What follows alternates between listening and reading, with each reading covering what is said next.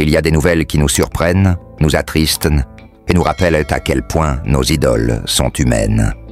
Aujourd'hui, sur Derrière les stars de cinéma, nous vous emmenons au cœur d'un témoignage bouleversant. Pierre Richard, 90 ans, figure emblématique du cinéma comique français, vient de révéler qu'il est en très mauvaise santé. Une phrase simple, prononcée sans artifice, mais qui résonne comme un choc pour plusieurs générations de spectateurs qui ont grandi avec ses films, ses maladresses attachantes et son rire inimitable. Car derrière l'image du grand blond avec une chaussure noire, derrière les rôles légers et burlesques qui ont fait sa renommée, se cache un homme, un vrai, aujourd'hui fatigué, affaibli, mais toujours aussi lucide et sincère. Comment en est-on arrivé là? Que se passe-t-il réellement dans la vie de Pierre Richard? Pourquoi cette révélation maintenant? Dans cette vidéo, nous allons plonger ensemble dans les souvenirs d'un artiste hors norme, explorer les coulisses de sa carrière exceptionnelle, ses triomphes, mais aussi ses blessures cachées, ses silences, ses regrets. Ce n'est pas un simple hommage que nous vous proposons, mais une véritable enquête humaine, intime, derrière les feux des projecteurs. Pierre Richard n'est pas seulement un acteur, il est un symbole d'une époque, d'un certain esprit français, mêlant poésie, humour et mélancolie.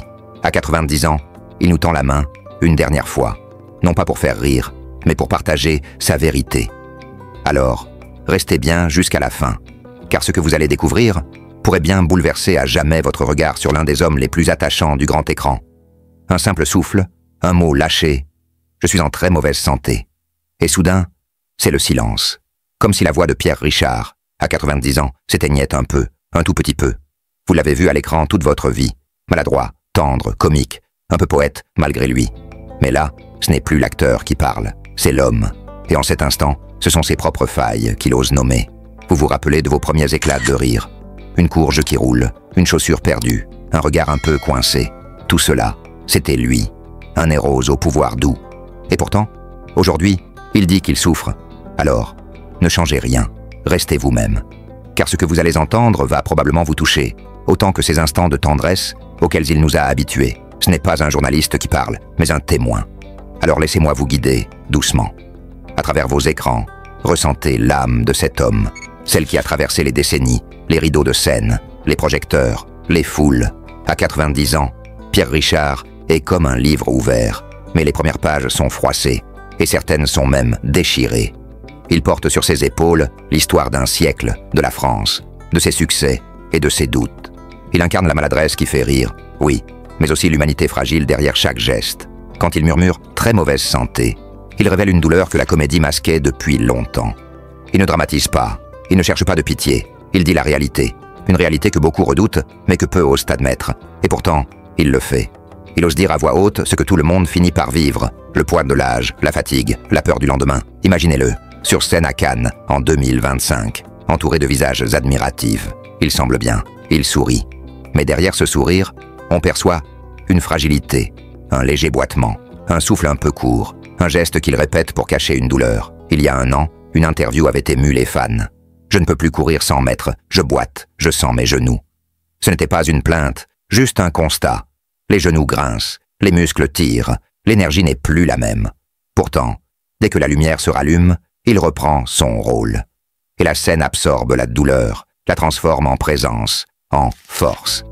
Dans sa cuisine ou son salon, rien d'extraordinaire. Quelques photos, des souvenirs, une canne parfois. Il ne cache rien, ne joue plus.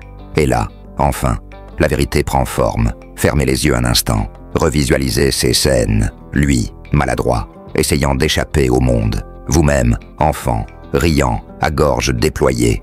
L'écho de son rire résonne en vous. Ce rire imprégné d'une vérité, l'humanité. Et maintenant, imaginez que ce rire s'arrête. Que l'homme qui l'a provoqué depuis presque 60 ans se mette à trembler, à hésiter, à s'arracher un mot. Très mauvaise santé. Un mot lourd, sans illusion. Pas de faux semblants. Juste une annonce brute. Vous ressentez ce que je ressens. Cette émotion dans la poitrine, ce choc doux. Oui, doux, car il n'y a pas de chagrin dramatique. Juste un homme qui parle sans phare. Et nous, on écoute. Parce qu'on a grandi avec lui. Parce qu'on croit le connaître. Mais là, on découvre un autre visage. Le sien, le vrai. Vieillir, c'est accepter de perdre. Peu à peu. Sa souplesse, sa force, son énergie. Mais pour un artiste, vieillir, c'est aussi risquer d'oublier ce qui le fait vivre, le contact, la scène, la lumière. Un acteur a besoin de sentir le public frémir, de respirer les réponses. Il l'a fait encore récemment. Il a joué, il a ri, il a marché sur le tapis rouge. Pourtant, ce soir-là, sur la scène, il a senti ses forces l'abandonner, comme un vieux moteur qui cale. Il a dû appeler une fréquence différente pour continuer. Une fréquence où la tendresse supplée la force, où le silence raconte. Il ne cache plus rien, dit-il. Et nous, on veut savoir. Que révèle ce corps fatigué? Qu'est-ce que ressent un homme qui réalise que son instrument se dérègle? Pendant des années, ses rôles masquaient sa vulnérabilité. Il la sublimait par le rire, mais sans costume, sans public, sans gag. Que reste-t-il de cette vulnérabilité? Une douleur, physique, peut-être morale. Une imperfection trop visible. Il a fallu un choc, un moment d'échec visible pour qu'il décide de parler. Non pour faire du bruit, mais pour être écouté. Et dans cet aveu, il y a un message. Vous croyez m'admirer? Admirez-moi encore plus pour ça, pour cette honnêteté. C'est beau et fragile. Une confession de cinéma qui vous touche sans prévenir. Une invitation à regarder, vraiment, l'homme qu'il est devenu. Sans décor, sans artifice. Vous n'avez pas besoin d'un sachet de larmes. Il n'en réclame pas. Mais il offre quelque chose de rare, la vérité. Celle que l'on reçoit rarement de ceux dont on admire les exploits. Et cette vérité, elle est presque révolutionnaire. Car si aux yeux de tous, il reste une figure éternelle, lui, il sait le temps s'écouler. Il sait que bientôt, la scène, les caméras, les applaudissements, tout cela fera partie du passé. Et il veut nous prévenir. Chérissez la vie, tant que vous pouvez encore marcher dessus. Il nous offre cette conscience, ce silence dense.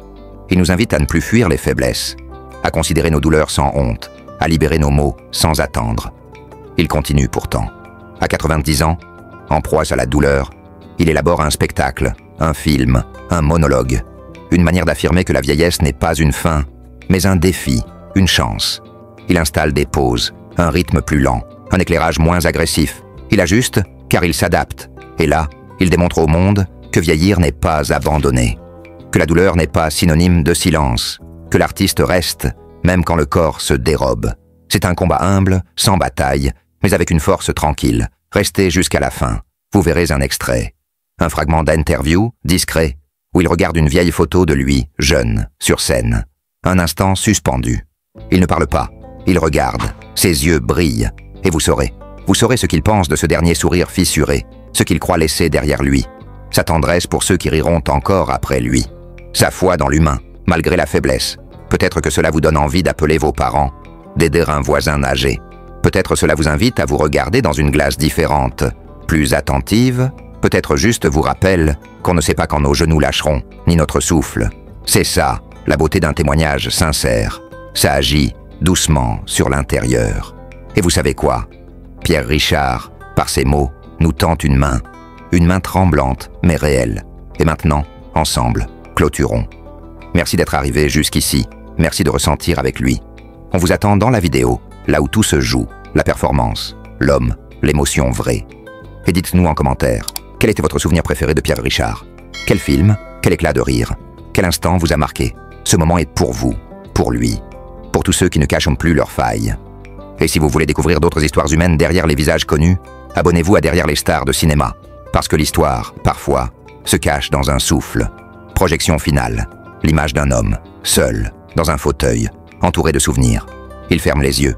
Le bruit se fait plus doux. On vous appartient maintenant. Fin de l'introduction.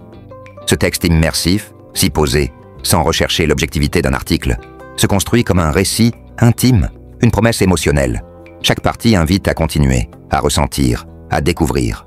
Vous pouvez le découper en parties, ajouter des pauses musicales, des extraits d'archives sonores, des silences. Et vous aurez un voyage de 30 minutes, tout en humanité. Si vous souhaitez que j'approfondisse certaines scènes, par exemple la préparation du spectacle, un flashback sur ses tournages, insertion de répliques emblématiques pour faire résonner l'émotion, je suis prête à prolonger encore ce texte en restant fidèle à ce style direct, fluide et totalement narratif. Il est là, assis près de la fenêtre, dans cette pièce silencieuse que la lumière du matin traverse avec douceur. Rien ne bouge, sauf la vapeur qui monte d'une tasse de thé à moitié oubliée. Pierre Richard ne parle pas, il ne joue pas, il regarde. Ses yeux, encore clairs, suivent un oiseau qui traverse le jardin. Pendant de longues minutes, il reste immobile, comme si ce moment, si insignifiant en apparence, contenait tout ce qu'il reste à vivre. Il ne fait plus semblant. Il n'a plus besoin de prétendre. Toute sa vie, il a ri plus fort que les autres, couru plus vite, trébuché mieux. Il a été 1000 hommes, 1000 clowns, 1000 poètes maladroits. Aujourd'hui, il n'est plus qu'un vieil homme avec un cœur trop lent, des jambes qui ne veulent plus marcher et des souvenirs qui cognent de plus en plus fort dans sa tête. « Je suis en très mauvaise santé », a-t-il dit l'autre jour, presque sans émotion. Pas pour faire pitié, pas pour dramatiser, juste parce que c'est vrai. Il le sent chaque matin au réveil, quand son corps semble l'avoir quitté pendant la nuit. Il ne sait jamais si c'est lui qui revient lentement dans sa peau, ou si c'est la vie qui hésite à le reprendre pour une journée de plus. Autrefois, il bondissait hors du lit, les idées pleines de plans, de personnages, de dialogues absurdes. Aujourd'hui, se lever est un acte de foi. Il s'assoit d'abord, il attend. Il écoute son souffle, il parle à ses genoux, il négocie avec ses hanches. Il rit parfois, en silence. Lui qui a couru sur toutes les scènes du monde, le voilà réduit à organiser la traversée de son salon comme un funambule. Il a compris depuis quelque temps que le théâtre est partout. Dans le simple fait de porter une cuillère à sa bouche sans trembler. Dans l'art de ne pas montrer qu'on a mal. Dans ce geste discret qui ramène le plaid sur les jambes, comme un rideau qui se referme lentement sur la scène. Il n'y a plus de spectateurs. Et pourtant il continue à jouer, sans rôle, sans texte, avec la vérité nue pour seul partenaire. Il y a dans son regard cette lucidité blessée que seuls les vieux savent porter. Il sait ce qu'il est devenu. Il ne s'en cache pas. Il ne cherche pas à rajeunir. Il n'écoute plus ceux qui disent « tu ne fais pas ton âge ». Parce qu'il le fait, et davantage encore, il a 90 ans. Il le sent dans chaque articulation, dans chaque silence qu'il laisse flotter entre deux phrases. Il se parle à lui-même, pas à haute voix, mais dans cet espace intérieur que personne ne visite plus. Il se raconte des souvenirs, parfois flous, parfois précis comme un couteau. Il se revoit, jeune, nerveux, devant une salle comble. Il entend encore le rire d'un enfant au premier rang. Il revoit le regard ému d'un spectateur dans l'ombre. Il serre ces images contre lui, comme un trésor invisible. Il n'ouvre plus souvent son courrier. Trop de lettres à lire, trop de gratitude à porter. Il a peur, parfois, que les mots des autres l'éloignent de lui-même. Alors, il écrit à la place. Des pages entières qu'il garde dans une boîte. Des lettres à ses amis disparus, à ses anciens partenaires, à ses enfants, à lui-même. Il n'attend pas de réponse. Il ne veut pas de retour. Il veut simplement poser les mots comme on pose des pierres sur un sentier qu'on ne reprendra plus. Il ne veut pas qu'on parle de lui au passé. Pas encore. Il vit encore, même si c'est lent, même si c'est bancal. Il respire, il regarde, il sentimento. Parfois, il rit, seul, d'un souvenir bête. Parfois, il pleure, en pensant à une chanson. Mais surtout, il apprend à faire la paix avec ce qu'il ne pourra plus faire. Il n'a plus besoin de se prouver quoi que ce soit. Il a donné, il a reçu. Il est fatigué, mais pas amer. Il regarde son reflet dans le miroir, certains soirs. Pas pour se coiffer, pas pour se rajeunir, juste pour s'assurer qu'il est encore là. Que derrière les rides, les poches sous les yeux, les tremblements, il y a encore un homme libre, même si son corps le trahit. Un homme debout, même s'il chancelle. Il a arrêté d'essayer de tout retenir. Il laisse partir ce qui veut partir. Il ne se bat plus contre l'oubli. Il l'accompagne. Il le regarde faire, avec une douceur presque paternelle. Il sait que certaines choses disparaîtront. Des noms, des lieux, des dialogues, des visages. Il les salue, un à un, comme des vieux amis qui prennent un autre train. Il n'a plus peur de mourir. Il a eu peur, autrefois. Mais maintenant, non. Ce qui lui fait peur, c'est de ne pas être prêt, de ne pas avoir dit ce qu'il fallait dire, d'avoir laissé des choses en suspens. Alors, chaque jour, il fait le tri.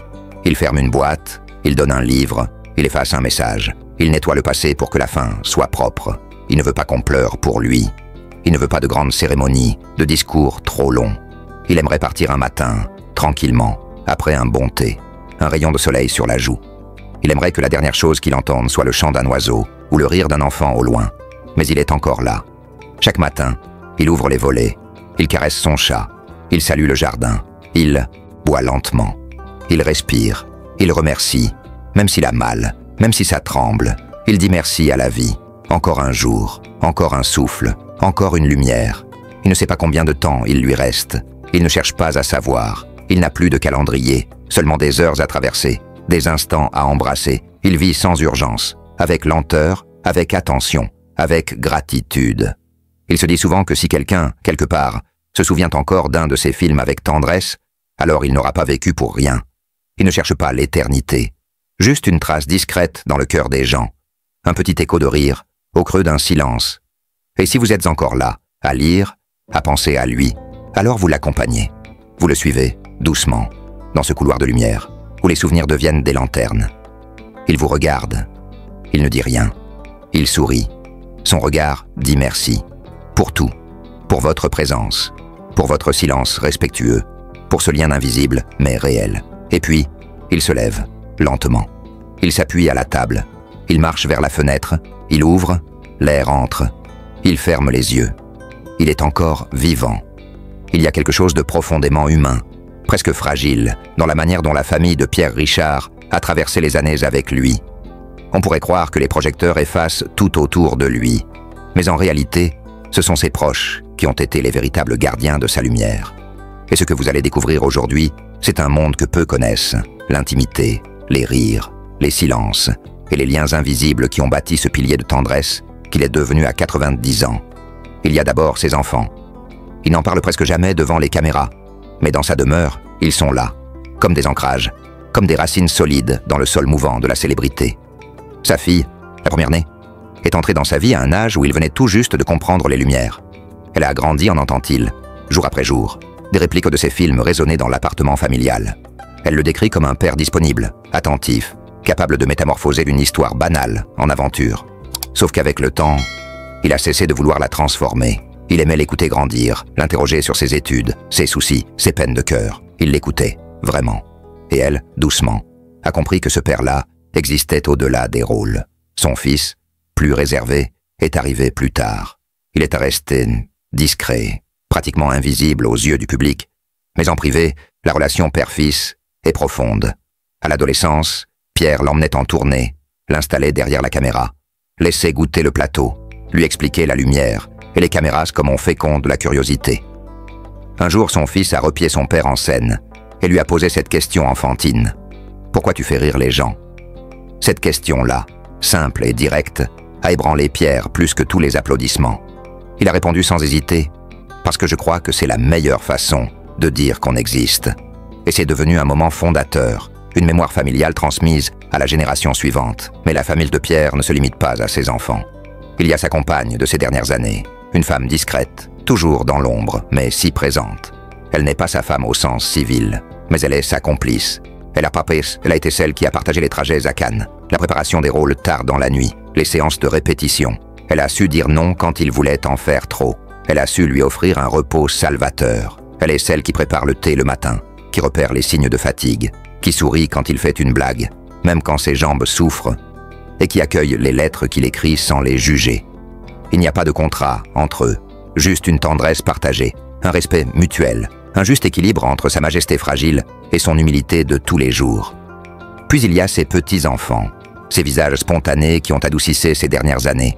Il l'appelle « Papy », avec un seul « P », tout court, et ça suffit. Il ne s'intéresse non pas à son passé d'acteur, il s'intéresse à ses gâteaux, à ses histoires inventées au coin du feu, aux parties de cache-cache dans le jardin. Il lui donne cette joie simple qu'aucun public ne peut offrir. Rire de rien, être surpris, voir le monde à travers des yeux neufs. Et il les adore. Il leur parle de la pluie, des oiseaux, des gravures anciennes. Il regarde leur rire et il s'écrie « Plus belle musique, on ne peut pas en trouver. On pourrait imaginer que c'est une comédie, que tout est léger, mais non. » Il a aussi une belle fille, femme forte, efficace, qui gère les rendez-vous médicaux, les déplacements. Elle ne lui donne pas de leçons, elle gère. Elle connaît ses douleurs mieux que quiconque. C'est quand prescrire un calme ou un sourire, quand veiller, quand prendre du recul. C'est elle qui le veille les nuits où la fièvre monte, qui l'aide à se lever doucement, qui nettoie les traces d'un accident banal, mais potentiellement grave. Elle ne se plaint jamais, elle agit. En silence. Il a aussi des frères et sœurs, ou des cousins éloignés, disparus dans les méandres d'une vie sans projecteur. Ils viennent parfois déjeuner, parlent de souvenirs d'enfance, de la maison natale, de la guerre. Parfois, l'un d'eux tient un vieux carnet, se rappelle tel hiver, telle fête, telle chanson. Il rime d'un mot que l'un d'eux avait à peine 5 ans et qu'il répète toujours. Dans ses repas, ce n'est pas l'acteur qu'il fête, c'est l'enfant, l'homme, le petit garçon, qui a grandi en France, entouré de jeux, d'amour, de simplicité. Et il sourit, un sourire vrai, sans connaissance de l'adulation. Chaque Noël, ils ont ce rituel discret, le cadeau familial. Une boîte, un petit mot, un disque, une photo de famille. Pierre regarde ce boîtier posé devant lui, et il sait que chaque personnage de sa vie est là, vivant, dans ce format minuscule, mais si précieux. Il prend le cadeau avec soin, l'ouvre, remercie, serre fort dans les bras. Personne ne parle d'un film, on parle du chat, du temps, de la météo. Et cela dure, parfois, 3 heures, sans silence gênant, sans réclame, sans public. Et quand vient un anniversaire, on allume 2 bougies, pas pour 90 ans, mais pour célébrer l'union. Il y a les enfants, la compagne, la belle-fille, les petits-enfants. Il y a les volets ouverts pour la lumière, les rideaux tirés sur les souvenirs. On chante timidement « Joyeux anniversaire », trop doucement. Il souffle les bougies. Il n'y a pas d'appareil photo. Il ferme les yeux, regarde les visages, inspire, soupire, remercie. Et quand il ouvre les yeux, il dit simplement « Je suis heureux, merci d'être là ». Le jour où un petit-fils a proposé de réaliser un petit film avec lui sur la vie, il a accepté, mais à condition qu'il filme le quotidien, pas les plateaux.